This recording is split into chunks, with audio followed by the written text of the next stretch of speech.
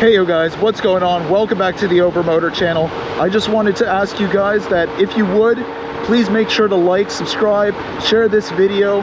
It means a lot. I've been posting a couple shorts recently and those have been doing so well. So I really appreciate all the love and support you guys are giving me. And yeah, let's get into the video. Hey you guys, what's going on? Welcome back to the Overmotor channel. As you can see, I got my baby sitting right here. In today's video, as you guys saw, we're gonna go over this bike a little bit, talk about the pros and the cons of all this, and whether you should get something like this or look for something different. But before we get into the pros and the cons, I'm just gonna do a quick overview explaining what I have on this bike. So this bike comes equipped standard with a 12 kilowatt hub drive motor.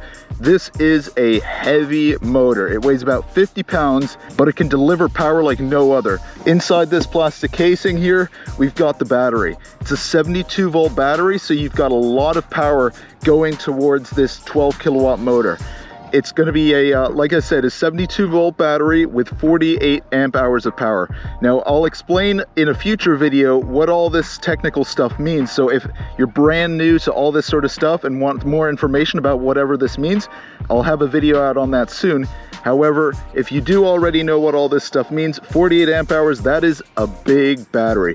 This will get you 40 to 50 miles of range if you're being very conservative. If you're going full power, like pedal to the metal, all the way through, you can get about 30 miles of range out of this bike. On top of that, last but not least, we've got the Sabaton controller. This is a 150 amp controller. I will be upgrading this in the future, so stay tuned for a video on that. Now, some minor things is obviously, as you see, I do have a motorcycle seat installed on the bike.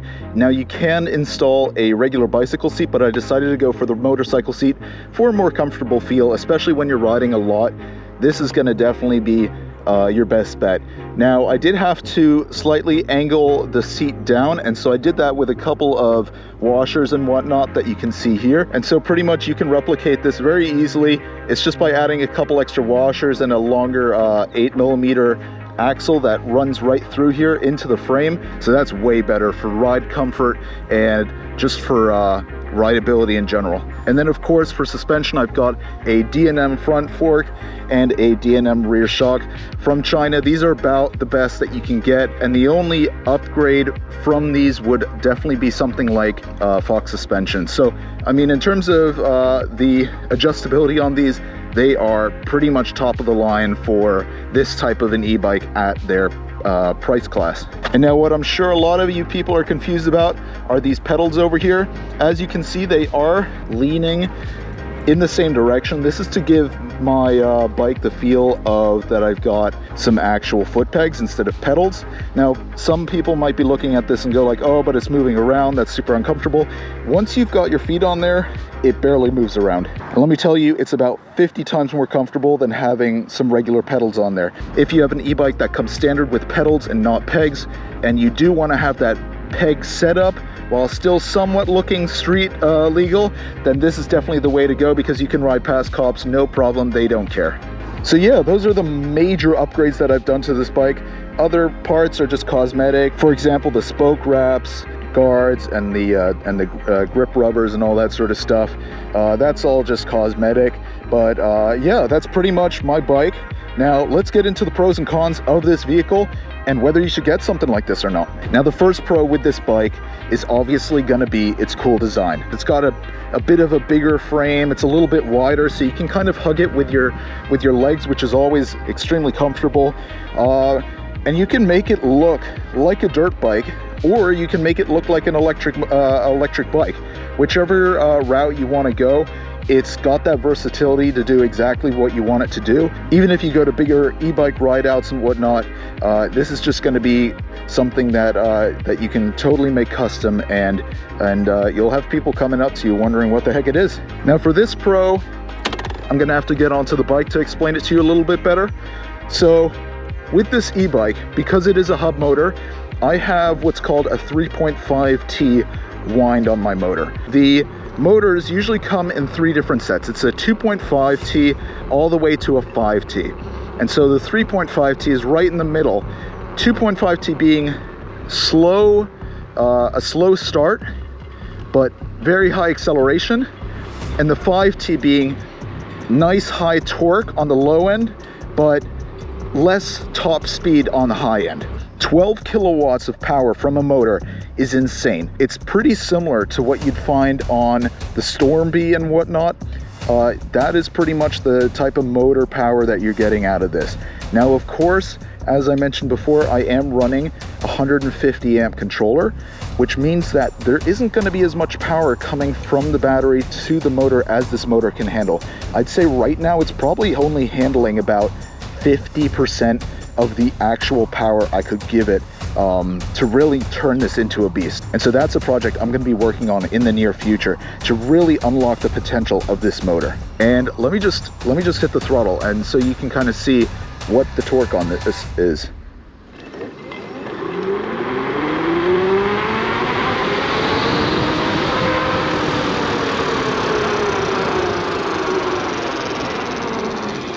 So as you might be able to see in the video, it's got a very slow start.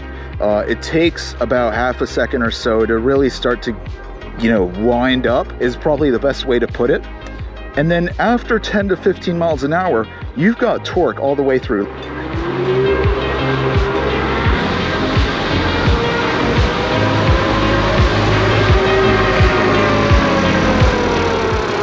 That's the kind of speed you're going to be expecting with an e-bike setup like this. Now, on top of that, this frame is made completely of stainless steel. Now, it does have some plastic coverings and whatnot, but the stainless steel frame, especially this one where it has the plastic frames, is welded very well.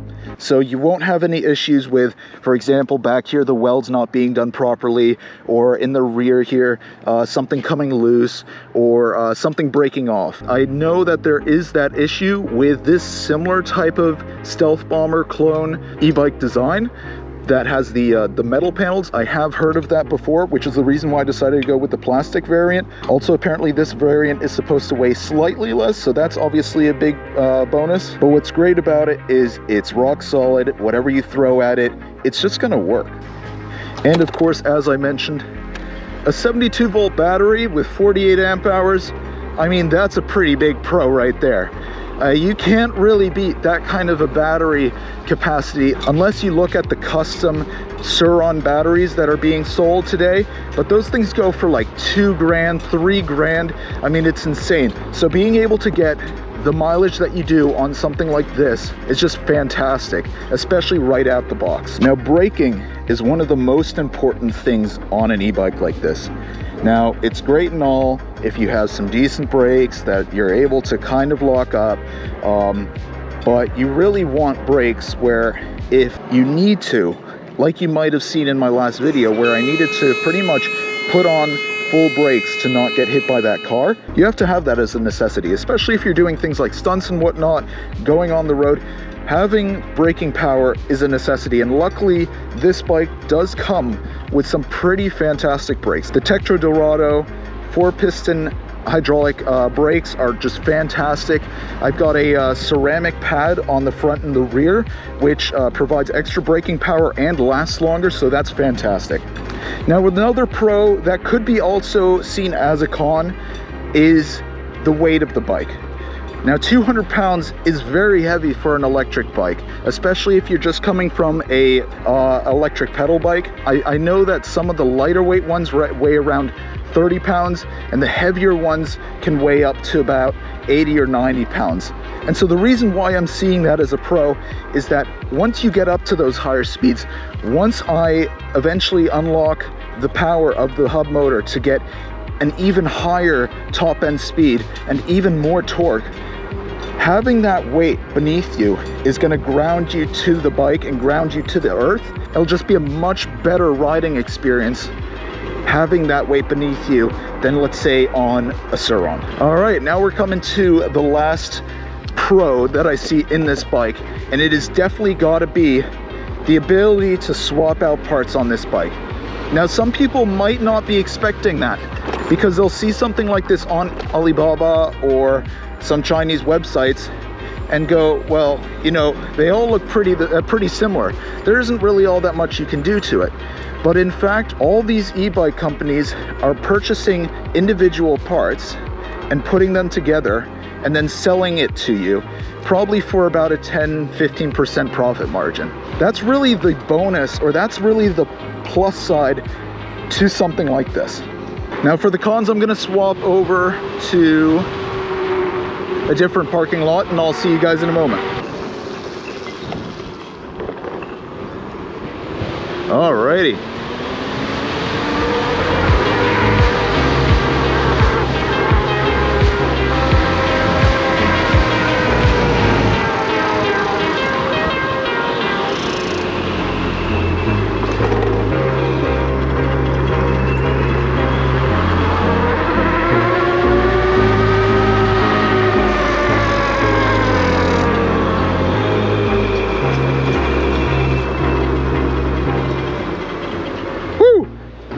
Getting into the cons now. Reasons why you wouldn't buy this bike. And that's obviously, as I mentioned before, the poor low-end torque. Some people just love it super duper torquey. They like to be able to just slightly hit the throttle and the bike just like does a wheelie for them. And that is obviously something that, at least with this motor winding, the 3.5T, you can't really do. Now, of course, this bike is from China, as pretty much every electric bike is nowadays. And that means that although the frame is solid, not everything is flush, not everything fits quite perfectly, and there could definitely be some work done in that department. Just stop in here really quickly. I'll just show you as an example. So as you can see, one of these bolts is missing. There is not enough room for me to fit one of these bolts in here. Excuse me, bro, these seagulls are interrupting my video. I do not like that. Get out of here, seagulls, go. Anyway, so that's a bit of a bummer. Things like the screws won't fit. This rear swing arm, they gave me a swing arm that was too small for this motor. This swing arm is meant for a 5,000 watt to 8,000 watt motor. This thing is a 12,000 watt motor, meaning it's wider, which means that if you look here, I've got about 0.5 millimeter of space between my brakes and the motor. I mean, that is sketchy. On top of that, whenever you have to refit a tire or a tube, anything like that, and you have to take the wheel off, I have to take it to an actual motorcycle repair shop so that they can bend this swing arm enough to put it in. And on top of that, because it weighs 200 pounds, I have to have like a team of like 3 people to hold it up. So please, for the love of God, if you buy a bike like this, please make sure they give you the right size swing arm. So it is way too small, it needs to be way bigger. Please watch out for that. Now, while we're back here, of course, this being a hub motor and this being 50 pounds, it means that it's all unsprung weight. Now, I do know that they do sell this frame now with the ability to put a hub drive motor, sorry, not a hub drive, a mid-drive motor in the center. If I had to redo everything and I found a 12 kilowatt mid-drive motor that I could put in the center, I would do that. But this is definitely the cheaper option, and also for long-term reliability, you know, maintenance issues and all that, this is definitely your better option. Just realized I got like a hair or something. Here, don't go back on my bike. And so that being unsprung weight means that off-roading is no go. It won't necessarily break on you, but it won't be happy with you. And let's say you go, let's just imagine together as a group. We're riding, we're having fun, and we do a jump. With all of the weight being back there, and perhaps a little bit there, but most of the weight being right around here, what do you think is gonna happen when you do a jump? You're gonna go flying backwards. And so that's why this is a no-go. Now, another very important thing, I've got a 12 kilowatt motor. This battery and this BMS isn't using the full power of a 12 kilowatt hub motor. What does that mean?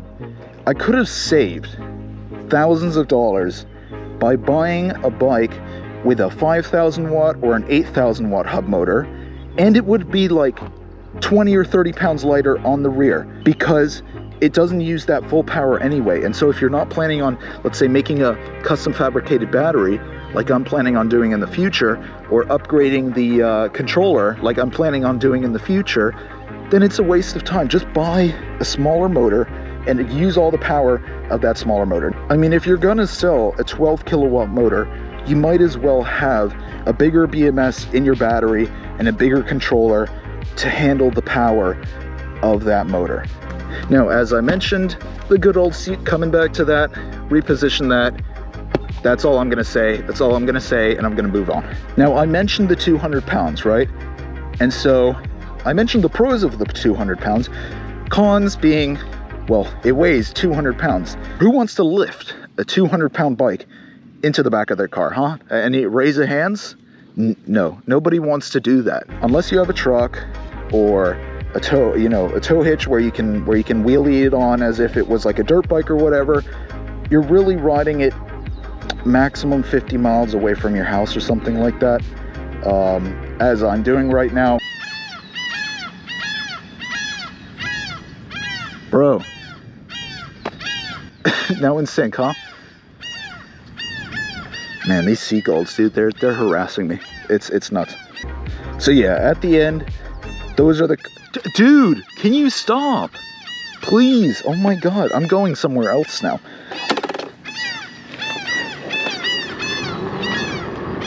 This is your fault. This is your fault. I'm leaving. Bye. So yeah, those are pretty much all the cons for this bike.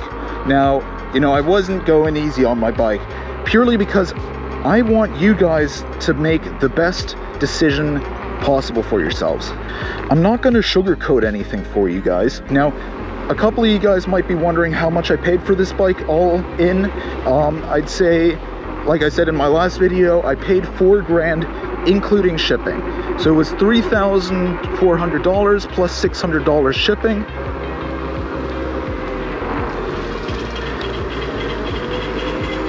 And on top of that, in terms of cosmetic features, upgrading things, overall maintenance, I've had this bike now for about a year. I'd say I've probably put in about $300 worth of maintenance and about $700 in cosmetic upgrades and functional upgrades as well.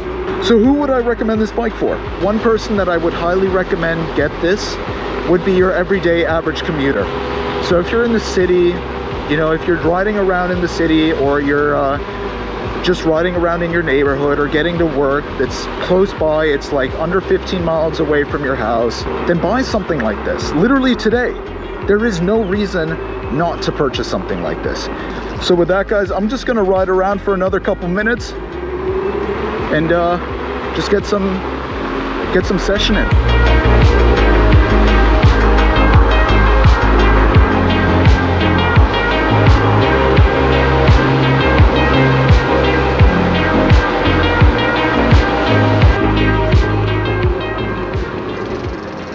Just do a little squeezy squeeze between there. Don't mind if I do.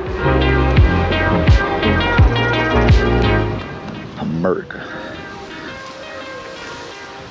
Oh yeah. Can't beat that. Let's get a little closer.